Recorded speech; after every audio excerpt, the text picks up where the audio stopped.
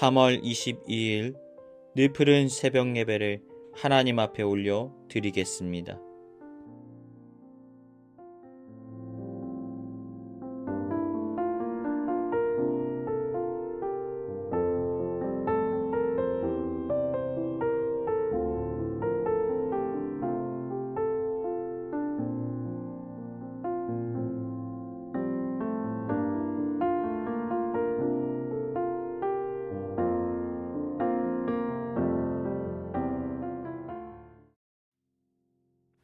오늘 우리에게 주신 하나님 말씀은 누가복음 20장의 말씀입니다. 오늘 본문은 누가복음 19장의 말씀과 연속된 사건을 기록하고 있습니다. 예수님께서 예루살렘에 입성하셨습니다. 그런데 예수님께서는 성을 보시고 눈물을 흘리십니다. 그리고 성전 안에 들어가 성전이 더럽혀져 있는 것을 발견하신 예수님께서는 장사꾼들의 상을 뒤엎으십니다. 만민이 기도하는 집이자 하나님의 영광이 임해야 하는 거룩한 성전이어야 하는데 그 당시 예수님의 시선에 들어왔던 성전의 뜰 안에는 사람들이 온갖 짐승을 가져다 놓고 그것을 사고 파는 매매가 이루어지고 있었습니다. 하나님을 예배해야 되는 거룩한 장소에 온갖 짐승들이 모여있고 짐승의 값을 흥정하는 사람들로 혼잡하게 가득 메워져 있습니다. 냄새는 어떠했을까요? 온갖 짐승들의 똥으로 온통 더러워진 성전을 바라보면서 예수님은 아마 탄식하셨을 것입니다.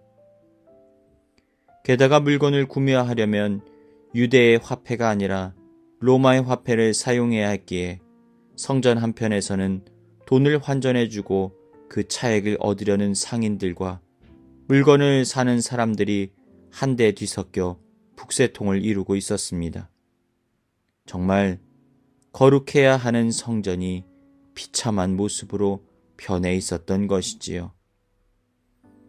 그런데 예수님께서 안타까워하셨던 것은 성전의 정결함이 상실된 것만이 아니었습니다.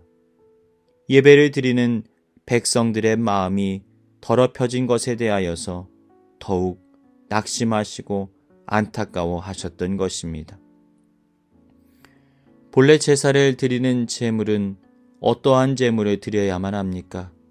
흠이 없고 정결하고 온전한 짐승을 하나님 앞에 올려드려야 합니다. 그러다 보니까 짐승 가운데 문제가 없는 것을 고르고 골라야 합니다. 그 순간이 이미 하나님께 드리는 마음의 제사가 시작된 거예요. 이제 구약시대의 예배자는 또 어떠한 행동을 해야 합니까? 성별된 짐승을 이끌고 예루살렘까지 긴 여정의 시간을 보내야 합니다. 혼자의 몸으로도 이동하는 것이 쉽지 않을 텐데 제물로 드릴 짐승을 안전하게 보호하면서 이동하는 것은 정말 쉬운 일이 아니었을 것입니다. 참고로 흠이 없다라는 것은 한 번도 멍에를 짐을 지어보지 못한 짐승을 말하기 때문에 자신의 짐을 싣지도 못하고 정말 모시고 떠나가는 거예요. 말도 안 통하는 짐승을 잘 이끌어서 예루살렘에 있는 성전까지 가는 것, 그것이 이미 하나님께 거룩한 마음의 제사를 드리고 있는 것입니다. 그런데 이제는 더 이상 그렇게 행동하지 않아도 됩니다.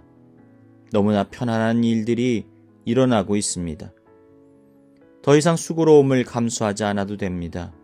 왜냐하면 돈만 있으면 성전 뜰 앞에서 짐승을 고를 수 있기 때문입니다.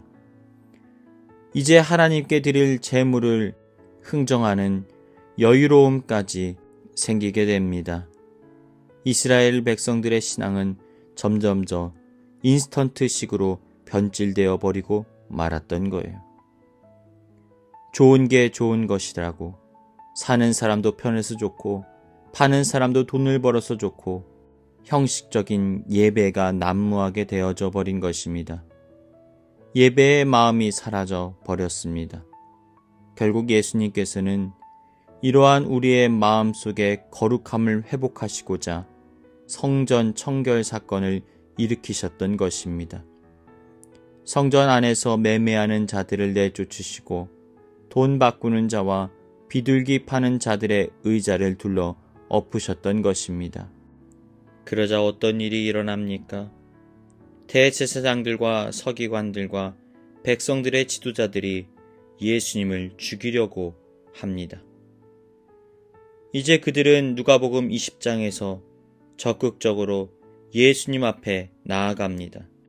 예수님을 애워싸고 무슨 권위로 이렇게 행동하느냐고 질책하기 시작합니다.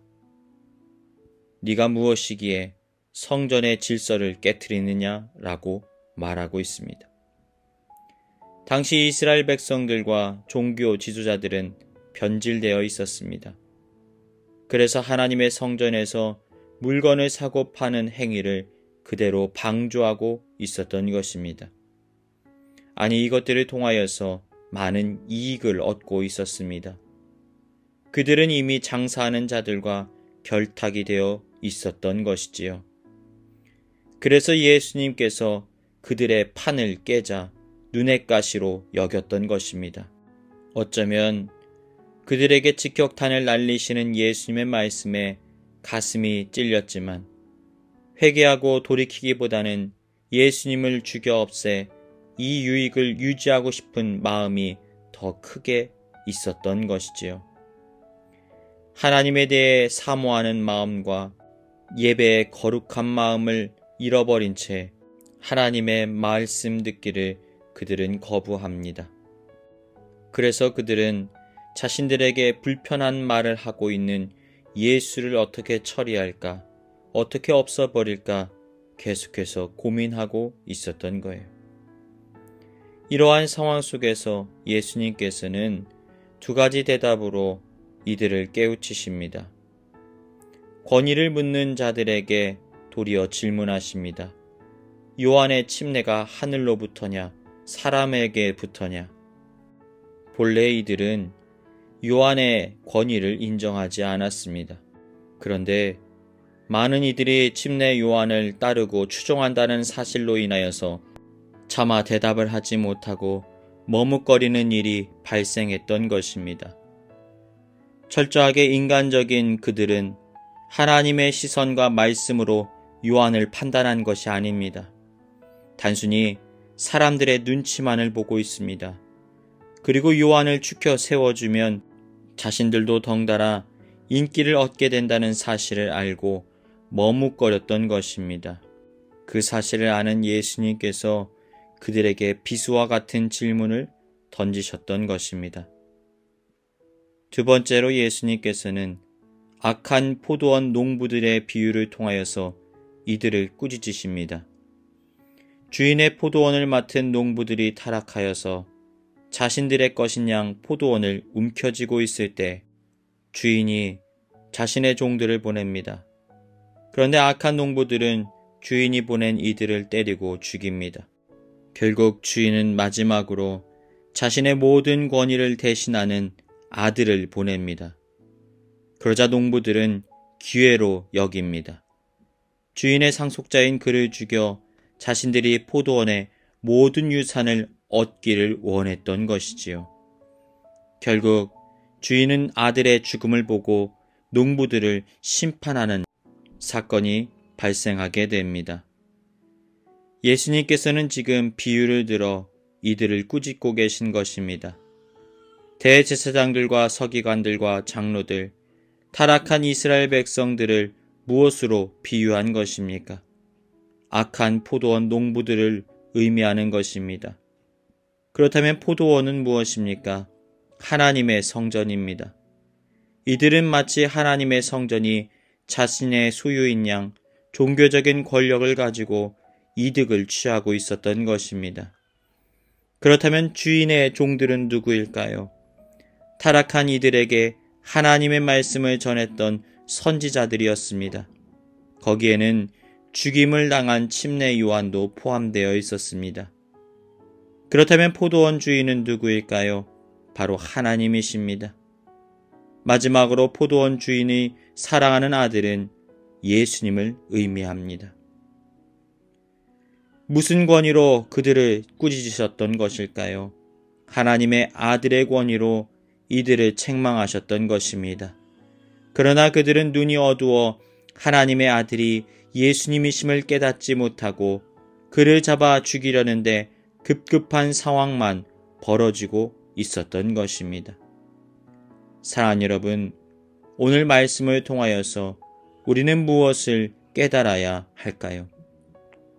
하나님께 예배를 드리는데 참된 본질을 잃어버린 채 나 자신이 편함과 안락함을 추구하고 살아가고 있지는 않습니까?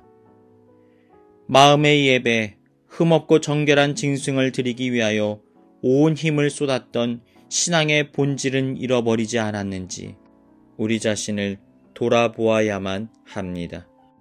어릴 적 저에게는 이러한 예배를 준비하는 추억이 있습니다.